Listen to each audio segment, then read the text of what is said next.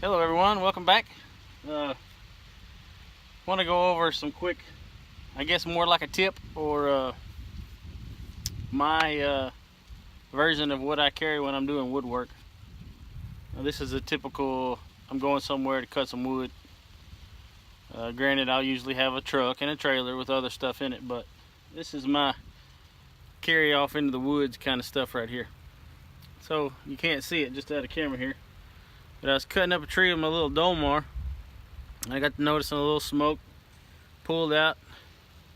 My chain's a little dry, so I'll move this just a little bit. So I got a lot of trash in here. Usually when your oiler's not working on your chain oiler, it's simply because it's just got some dirt in it. And you can see I got a little dirt in it. So what I wanted to show you is, back to the bucket. This is the bucket I carry. It's a metal bucket. I got it from work some time ago. I think one of my co-workers used it as a welding bucket at one point, but I like it. Brought it home, and it's a pretty solid little bucket. So if you have a chainsaw, you gotta have your little T-wrench multi-tool. There's a real word for it, but I'm not a professional.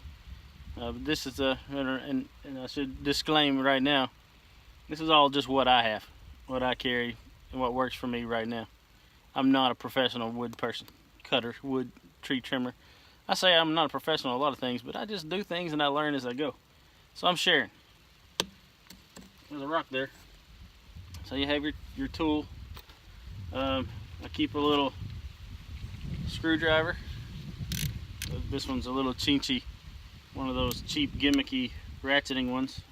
But I got all kinds of different heads, and then I carry an extra little set of some smaller bits. And that's usually way down in the bottom.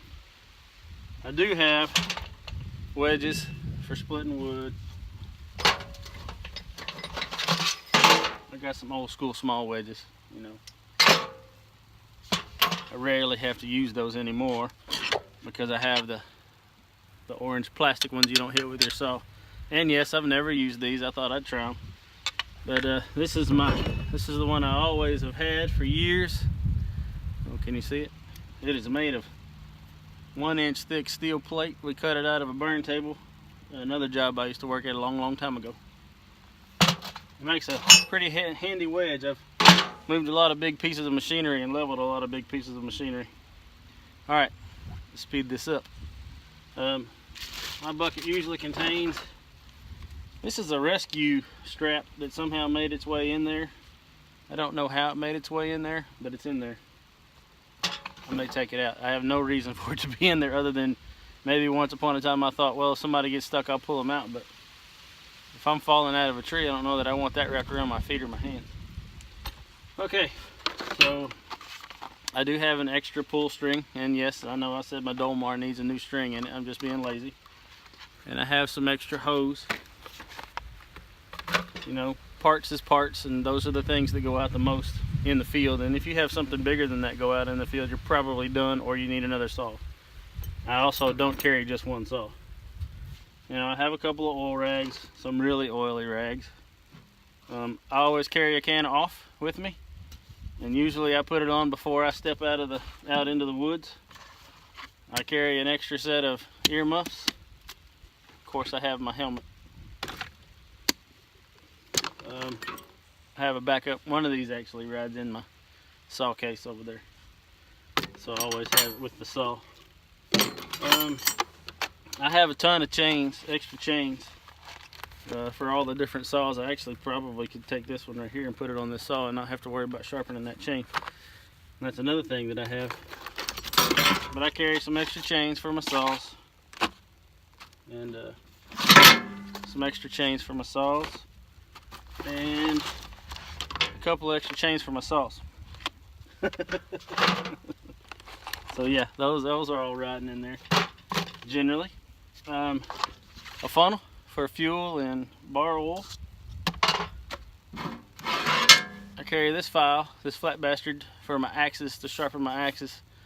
And there's a way that I learned from, I saw it, Barry Independent I saw a video from him and it actually changed the way I do it. I used to use the Lansky puck, and I put everything back in the packages if I can, because it just keeps me organized. I usually use the Lansky puck to sharpen my axes, but I've learned a new style with the flat file that I really like, and it really is fast and makes super sharp axes. So there's that. Now the real important stuff, the most important stuff. I have a saw filing kit here. Hey, look, it even comes with its own little flat bastard. I don't use a whole lot. I use this more, but it just kind of sticks in the side there. It doesn't really go with it, I don't think. Yeah, that's a separate one. But I usually have that with me because you never know when you need to sharpen a chain. And let me tell you, fellas, from experience, and ladies, it's a lot easier to have a spare chain to swap the chains out if you've got, you know, plenty of chains to swap them out and then go back later when you're not worried about getting your work done for the day and sharpening your chain. That's just something that, to me, it's worth my time to buy an extra chain, especially if you can find them on sale or something. I have some extra files, some backup files. I've had those in there a long time, and this is another part of that, of this extra piece. It shows you all the ways to file your blades and how to take care of your bar and your chain. The last thing I would suggest you put in there, and that's exactly what I was digging for to do this, is a good little wire brush. You can take that little wire brush and clean all this junk up real fast and easy. You know, maybe a little piece of wire if you're looking to clean your oiler hole out. Alright, I'm gonna edit this in. I said something real fast about a little piece of wire to clean your oiler. I said you could do that sometimes if you don't have a little wire. There just happens to be a perfect little stick right there. You can take it and clean your little oiler hole. Just poke it in there and make sure you ain't got no trash. There's a little trash come out of there. I don't know if you can see that on camera. There's a little bit of trash in there. You want to make sure you don't break your stick off in your hole. Then you might need your little piece of wire. But yeah, there's a little junk in there. I ran through the little piece of wire thing really fast. A little piece of wire, or a good, strong, sturdy little stick, not something that's crisp and breakable. This is a green little stick here. It's even got a little bud on it from where I cut it down yesterday. I know you can't see it, it won't focus. But you can take your little wire and clean out your oiler hole in your saw, and you know, if you notice it's getting clogged up and you're not getting any oil. So yeah, the little piece of wire thing I ran through real fast, that's important to have something or find something good to clean out your oiler on your saw. Because your oil saves your chain, it saves your bar. You can really ruin a bar. This bar is in good shape. You can ruin a bar real easy by not having good lubrication. You can run a chain real easy without having good lubrication. And another thing, perfect, a good example. I don't know if you can see that hole. That's your oiler hole right there on both of them. And both of them are pretty much clogged up. So I'm going to take my little stick here and try to get that junk out of there. And that's a little cleaner. I don't know if you can see it. But it comes up through here. Look at all that junk coming out of there. Can you see that on camera? I hope so. So, that chain is more than likely not getting any oil.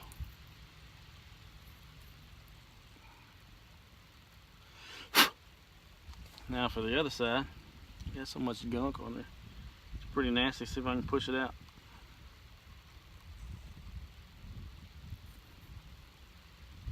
All that nasty. I don't know if it's on camera or not, but anyway, I hope that's a helpful tip to some of you guys who are newer at running chainsaws. And I'm not a pro. I learned this. I mean, you see this is an Oregon bar. It's not the Dolmar bar that came with it. Now, there's a reason why I know these things. That's just something I remember, some experience. But yeah, look at all that. Wow, I'm really not being good in my saw lately. Another thing that I would tell you should do, and most people will, is you need to, you really should clean your saws when you're done. I don't do it like I should. Sometimes I do, but most of the times I'm exhausted at the end of the day. I don't wanna, and you know, I may have to work the day after. So look at all that. Look at all that junk I pulled out of there. But yeah, you should really clean your saws after you're done with them, done using them every time. And I'm guilty of not doing that. So there you go. I turned a 8-minute video into like an 11-minute video with this edit. But I hope it come in helpful for somebody who never run a saw before. But technically, I guess this would be like my survival kit for my chainsaws. I guess is what you could call that. Oh yeah, you can't stay alive without your fluids. Also, I keep bar and chain oil in there, usually right there on top. And I have a new one, but there's the old one. Oh, I keep the, I like the little oiler jug so I can put oil in my fuel. And I don't know if you can see that over there, that's my fuel can. Gallon, my 1 gallon chainsaw, I wrote on it with a marker so I wouldn't get it confused. It says what ratio it is, so I don't have to be super smart. I can say, oh, what's this supposed to be? Oh yeah, it's supposed to be 50-1. Hey, and it's mine. So yeah, I wrote on it the ratio on it so I don't mess up. My weed eater is a 40-1. I don't know why they can't all be the same. But yeah, did I mention I have extra chains that I need to probably get to sharpening? So that's just a quick rundown of my, I guess I would call it my chainsaw first aid kit. My wood cutting first aid kit. You know, I carry that little 5-pound axe that my brother Britt bought me. I love that axe. I don't actually have it right here with me because the shop's just right over there, but I do have that Batwing axe that I bought that I've been trying out, and it's okay. It's not so bad. It's not heavy. It's a little different style cutting with that axe, but I'm learning it. You know, I'm messing with it, trying it out. So I got some saw cleaning to do here. I just wanted to share that with you and show you basically that the sun is in my face. Show you basically what I carry when I go out in the woods and do a little saw, you know, do a little sawing, a little cutting. And you know, I've seen some other people talk about their saws and things like that. This is more of a what I carry with my saws. I mean, everybody's got different saw opinions. I have a steel. I actually have 2 steels, and neither one of them, well, I guess I would say, what I like to say is I have 2 steels and they're still not running. But that's partially my fault for not cleaning them up and fixing on them. I have this Dolmar here, which has been a good solid little saw. And I have that, what is it? Oh crap, my brain, it's a Husqvarna, what is it, 382, 387? It's a shame I don't even know which one it is, but it has spoiled me. It's a big heavy saw, and this little saw right here, compared to running that big saw, this is a lot more work in my opinion than running that little bit bigger saw, because that big saw is heavier and it cuts through the wood. It's a lot faster, and it's got a good chain on it, a different style chain on it.